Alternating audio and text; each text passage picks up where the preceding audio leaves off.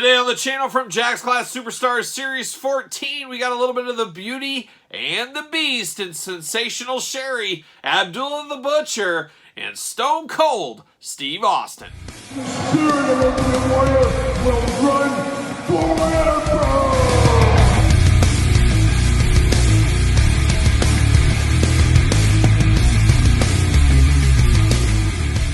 Welcome everyone, Kyle here. Welcome back to the channel for another Jack's Class Superstars unboxing and review, kind of. And today we've got Series 14, Abdullah the Butcher, Stone Cold Steve Austin, and Sensational Sherri. But for all your modern day wrestling figure needs, make sure you hit up Ringside Collectibles. Use discount code Kyle. Save yourself 10%. And of course, we're going to do this review kind of like we do all the others on the channel. We're going to take a look at the packaging. We're going to talk about it.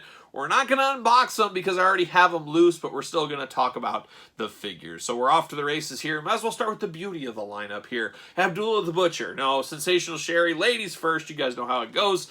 We're going to take a look at Sherri first. And this Sensational Sherri is a great figure that a lot of longtime collectors have smoke and mirrored into their Mattel collection over the years. Now, unfortunately, or fortunately, depending who you ask, Mattel did release a Sensational Sherri and modern take of this in the Mattel Elite line in the SummerSlam wave in 2022, for those keeping track at home. Very, very light figure. Of course, female figure is very light. She does come with that patented blue chair. We've seen it once. We've seen it twice. We'll see it 100 more times.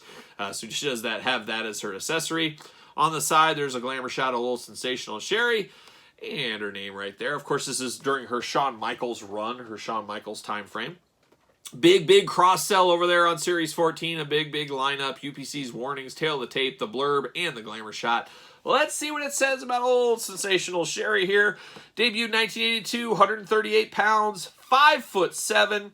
Finishing move, the big splash. Okay, sleeper hold. Titles, WWE Women's Champion, AWA Women's Champion, WWE Hall of Fame inductee, and one of the most underrated performers of all time. And she does get a lot of praise, but I don't even think it's enough. I mean, it's amazing how good she was. And as a kid, you hated her guts, but she was doing her job. And boy, she was really good.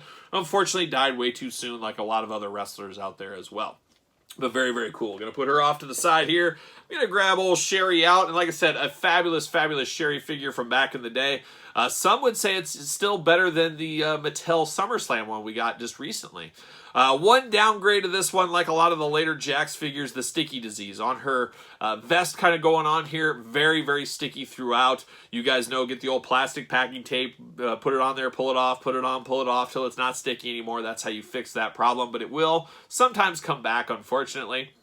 But a very good Sherri. You know it's her all day long. She's got her face paint, as she usually had back in the day around this time. She's got some hearts and some money going there. She's got her lipstick on. She's got red eyes, which looks a little bit interesting. But she does have her black hair. Very patented Sherri look. Very buxom old Sherri here. Looking really good there in that department. And then, of course, the arms. I'll walk through her articulation. It's the same as everybody. We know the Jakks articulation. But the arms spin all the way around, up and down. You do get a bicep cut. You do get single jointed elbows. Wrists side to side, back and forth. Head movement, waist movement. Legs, go about that forward. Go about that back. Just back and forth, no side to side. And then you get single knees, and then you get ankles back and forth. And that's all you get for articulation. She does got a very cool tights on here. Of course, see-through, and you do get the old butt cheeks hanging through, just like she had back in the day. We didn't get that quite with the Mattel version. Mattel wasn't as big of a risk taker, I guess, as of Jakks is.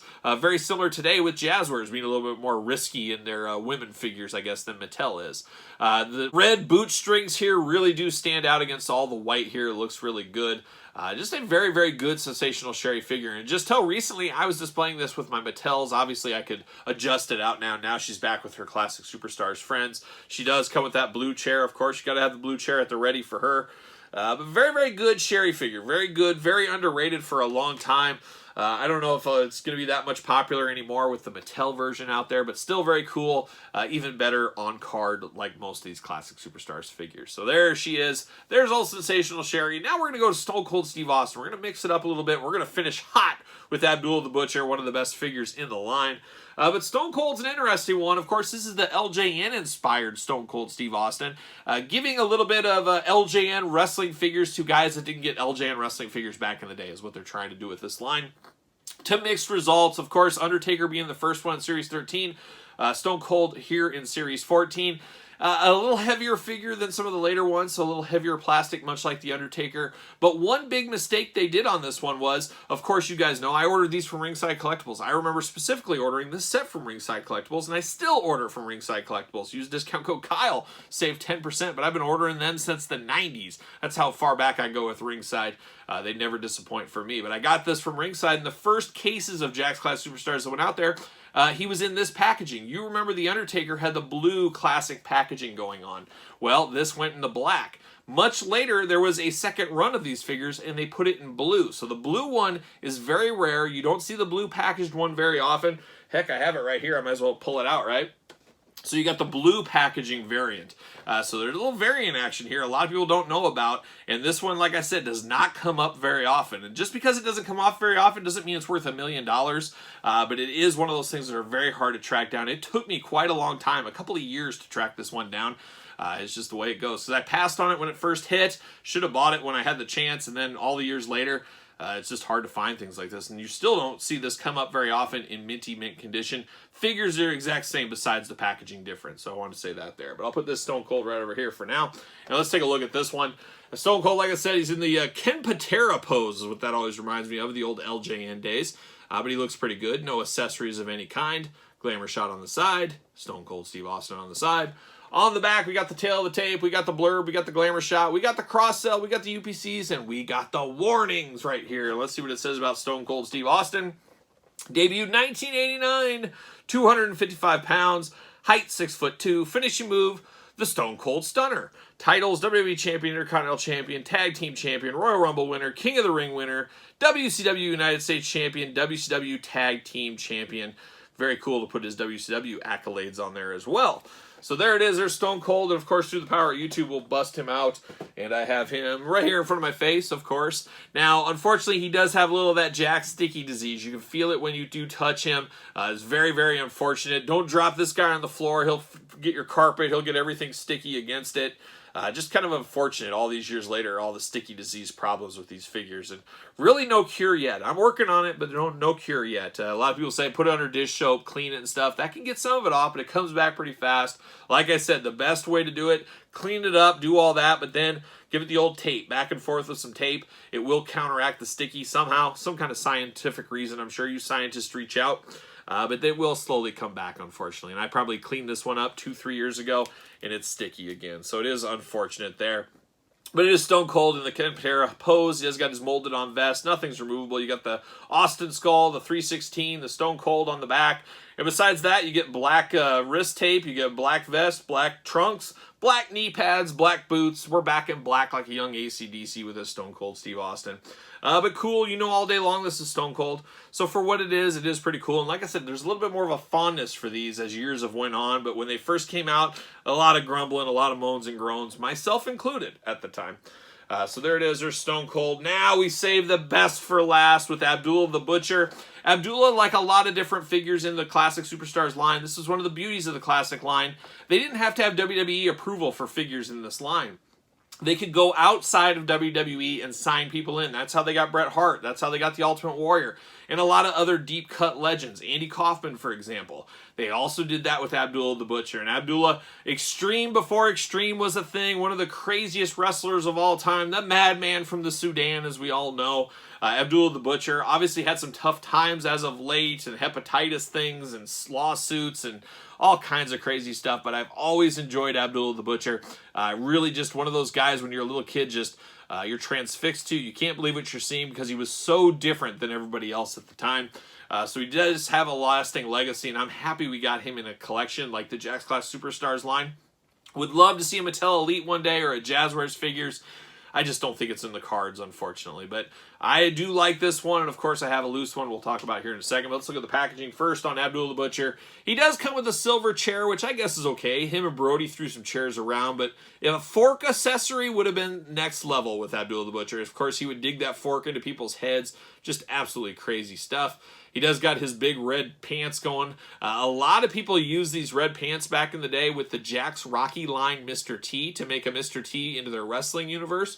That is something a lot of people did with these red pants way back when. You got Abby on the side right there. And Abdullah the Butcher right there. And very cool figure, like I've said. Cross-sell, UPC's warnings, tail of the tapes, the blurb, the glamour shot, it's all there. Let's read what it says about the old madman from the Sudan.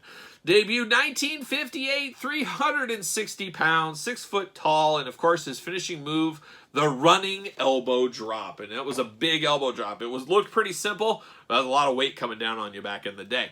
But of course, you got the Abdullah the Butcher right here. He does have the super heavyweight torso. On the back of the package, they show him pictured in a slimmer frame. That didn't really work. This works a little bit better. Once again, they need kind of an in-between those two styles, and that's where Abby would have fit. But he is packing a lot of junk in his trunk for sure, but he always was. He was always a big dude. Big, crazy dude. Loved the Iron Sheik. A lot of guys, a lot of wrestlers had these kind of boots. Of course, the Iron Sheik, the Sheik, Abdullah the Butcher, Xavier Woods. All the crazy ones had these kind of boots going on, but very cool. Always loved it when I was a kid playing with my LJ and Iron Sheik. I would use these to like poke guys in the eyes and stuff as dirty tricks the Sheik would do. But very cool. Articulation-wise, you know all about that articulation. He does have black trunks underneath these pants, but you got to leave these pants on. They're Abby's pants. Got to keep these going here. But a big body style. Same arms and everything that you see with Yokozuna, for example. But the head sculpt all day long. This is where this figure really shines, is in the head, and especially the blade scars in the head. He has deep scarring in his head in real life and in the figure. There's a shoot interview, it's probably on YouTube, where he was hiding quarters in the marks in his head. Just absolutely crazy how deep it is, and I love the attention to detail of those big scars on his head. That's what brings this figure home completely. Just absolutely fabulous. And this is one of those guys I believe Jeremy Padower said in the past that he was just transfixed with as a little kid, seeing him on the indies around the Tennessee area and stuff, that he wanted to have as part of the line. And I can't thank him enough, because he is a bit of an unsung hero in the Jakks line, of course, Abdullah the Butcher's figure here. And I'm loving deep cuts like this. And it's not even that deep cut, but it's deep for an action figure cut when you're marketing to kids and things like that. But absolutely fabulous, this Abdullah the Butcher. I'm here for this all day long and twice on Sunday. But what do you think in the comments down below? Let me know your thoughts on this Abdullah the Butcher, Sensational Sherri, and Stone Cold Steve Austin figures. Let me know if you had these or if you picked them up way back in the day, and let me know your thoughts on the LJ and Stone Cold as well. Don't forget to like this video. Don't forget to subscribe to the channel. Don't forget to follow along on Patreon and Pro Wrestling Tees to support the channel. And follow along on social media at SirPaul64 on Twitter, Instagram, _Kyle_Peterson. So for Abdullah the Butcher, Sensational Sherri, and Stone Cold, I'm Kyle. I'll see you guys all real soon.